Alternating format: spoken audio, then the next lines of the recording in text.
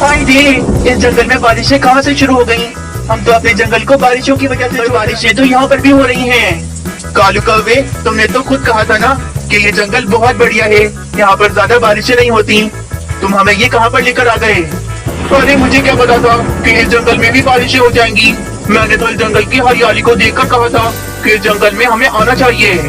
तभी उस जंगल के रहने वाले पक्षी वहाँ पर आते हैं। मीनू चिड़िया, तुम यहाँ पर क्यों आ गई? बरसात के दिनों में तो ये जंगल बहुत ही खतरनाक है। क्या मतलब कोमल चिड़िया, कैसे खतरनाक है? अरे पक्षियों, इस जंगल में हर साल तूफानी बारिशें होती हैं। आसमान से हर तरफ बिजली गिरती रहती है और काफी पक्षी अपनी जान से भी जाते हैं। हम तो खुद ही इस जंगल को छोड़कर जाने वाले थे, पर तुम सब यहाँ पर क्यों आ गए? क्या इस जंगल में आसमान से बिजलियाँ गिरती हैं? हाय रे, कालू कौवे का सत्यानाश हो। कालू कौवा हमें कहाँ लेकर आ गया? अरे पक्षियों, बारिशें अभी हल्की हैं, आहिस्ता आहिस्ता तेज हो जाएंगी।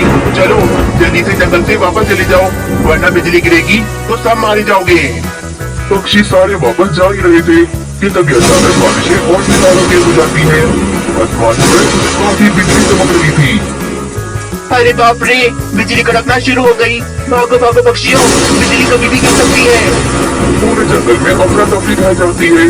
कोई यहाँ भाग रहा था तो कोई वहाँ भाग रहा था। तभी किसी की मदद की आवाज सुनाई देती है।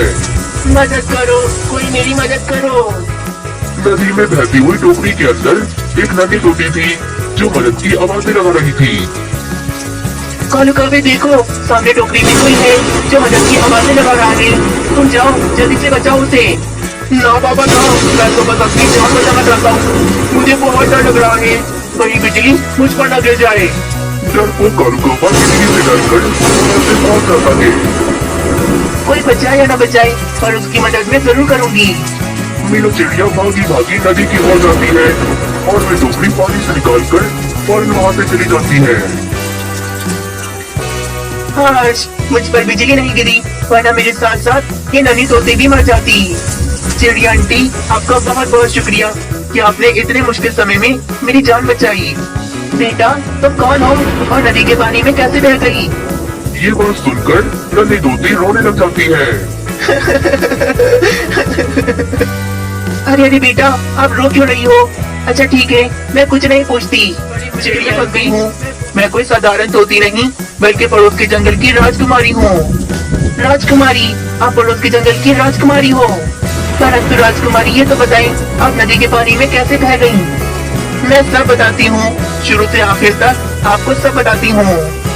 प्यारे दोस्तों, इस कहानी का दूसरा भाग देखने के लिए कल तक का इंतजार करें। अरे अरे, कोई पकड़ो इस कालू कौवे को, ये मेरी पत्नी के गहने चुरा कर भाग रहा है। कालू कौवा तोते के गहने चुराकर तेजी में भागे जा रहा था और पीछे पीछे मीनू चिड़िया उसे पकड़ने जा रही थी। ये कालू कौवा तो ऐसे रुकेगा नहीं, इसे मुझे किसी तरह रोकना पड़ेगा। सेब के पेड़ से मीनू चिड़िया एक सेब तोड़ती है और खींच के वे सेब कालू कौवे को मारती है। पकड़े जाने पर सारे पक्षी कालू कौवे पर हमला कर देते हैं और उसे बहुत बुरी तरह से मार रहे थे। आज पहली दफा कालू कौवा चोरी करते हुए पकड़ा गया था और सब पक्षियों ने उसकी ठीक ठाक धुलाई की थी।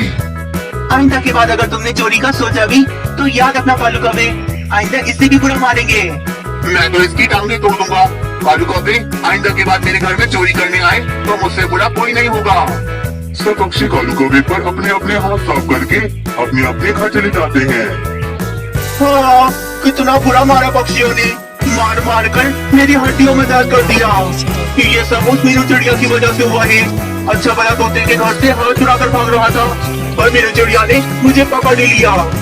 मीनू चिड़िया की होशियारी की वजह से कालू कौवे को उस पर बहुत गुस्सा आ रहा था। जब तक इस जंगल में मीनू चिड़िया है, यहाँ चोरी करना बहुत मुश्किल है।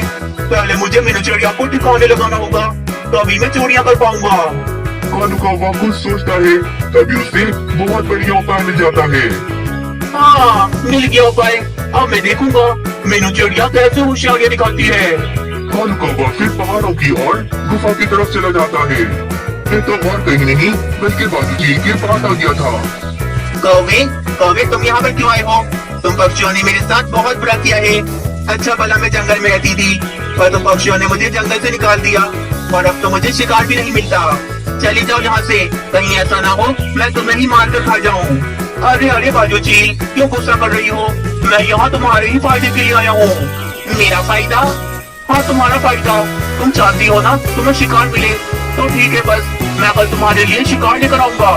तुम्हारी इस गुफा के बाहर जो एक नदी है, मैं वहाँ पर कल सुबह एक चिड़िया को भेजूंगा। बस तुम बहुत चालाकी से उस चिड़िया का शिकार करना और उसे मजे से खाना, क्योंकि वो चिड़िया बहुत चालाक है, किसी भी तरह से बच सकती है। क्या बात करते हो कौवे? कोई चिड़िया इतनी दूर यहाँ नदी के पास पानी पीने क्यों आएगी? हालांकि तुम्हारे जंगल में कितनी सारी नदियाँ हैं, ये चिड़िया वहाँ से ना पी ले पानी। तुम कल तैयार रहना, कल सुबह ही मैं एक चिड़िया को भेजूंगा यहाँ पर। बाजू चील को समझाकर कल कौवा वापस अपने जंगल चला जाता है। बहुत होशियार बनती है ना मीनू चिड़िया, कल उसकी सारी होशियारियाँ निकल जाएंगी। वो तो यही समझ रही होगी कि उसने मुझे सब पक्षियों से पिटवाया तो मैं सुकून से बैठ गया होगा, पर मैं कालू कौवा हूँ, बदला तो मैं लेकर रहता हूँ। रात हो रही थी, कालू कौवा बहुत ज्यादा खुश हो रहा था। बस कल बाजू चील मीनू चिड़िया को मारकर खा जाएगी, उसके बाद मेरा सारा टेंशन खत्म। फिर मैं आराम से जंगल में चोरियां करता फिरूंगा और मुझे पकड़ने वाला कोई भी नहीं होगा। अगले दिन सुबह होते ही कालू कौवा भागा भागा मीनू चिड़िया के पास आता है। मीनू चिड़िया, पहाड़ों की तरफ सूखे इलाके में जो गुफा है, वहाँ पर बहुत सारी दाल पड़ी हुई है। जल्दी करो, तुम वहाँ जाकर भी सारी दाल उठा लो, कहीं ऐसा ना हो मैं दाल वहाँ से कोई और उठा ले। अरे वाह, ये तो बहुत अच्छी खबर है। चलो कालू कौवे, तुम भी मेरे साथ चलो, हम दोनों मिलकर दाल जमा करेंगे। मैं तो नहीं जा सकता, असल में मुझे उल्लू सेठ के खेत में जाना है। अगर मैं अभी ना गया तो उल्लू सेठ मुझे काम से निकाल देगा। अरे मेरा छोड़ो, तुम जाओ जल्दी से, इससे पहले कि वे दाल कोई और ना उठा ले। ये बोलकर कालू कौवा वहाँ से चला जाता है।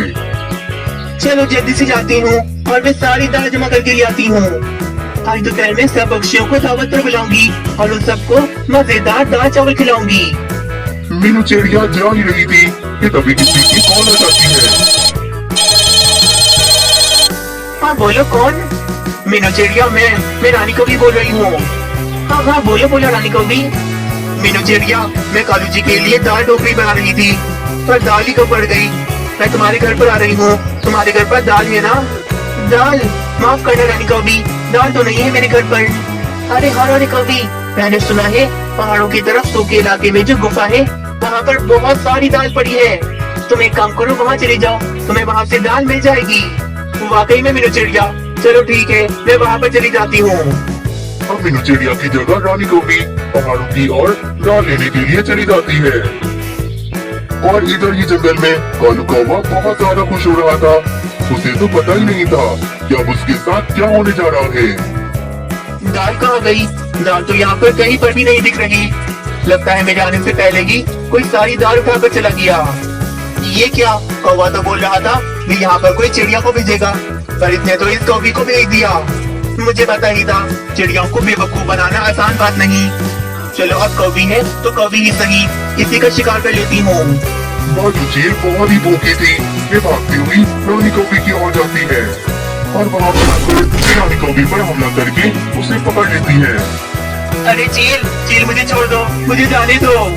ऐसे कैसे जाने दो? चिड़िया का मांस नहीं मिला तो अब तुझे ही खाकर पेट भरूंगी। चील जरा सी देर नहीं लगाती और रानी कौवी को उसी समय मारकर खाने लग जाती है। अब तक तो बाजू चील ने मीनू चिड़िया को कॉल एक नजर देकर ही आता हूँ। कल कौवा बड़ा खुश होकर पहाड़ों की ओर चला जाता है। तो जब भी वहाँ पर आता है और भी मीनू चिड़िया की जगह रानी कौवी को देखकर बिल्कुल दिल सा जाता है। मेरी रानी, हाय रे, ये कैसे हो गया? यहाँ पर तो मीनू चिड़िया को होना चाहिए था, तो ये रानी कहाँ से आ गई? कालू कौवा अपना सर पकड़कर बैठ जाता है और उसे अपने बुरे कर्मों की सजा मिलती है।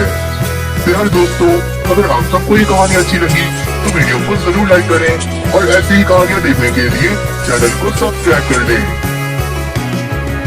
रानी कौवी बहुत आती थी, उसे काम करना बहुत बुरा लगता था, मानो जैसे उसे कोई पहाड़ तोड़ने को कह रहा हो। अरे रानी, बहुत भूख लग रही है, मेरे लिए नाश्ता बना कर दो। चलो बस उठ भी जाओ।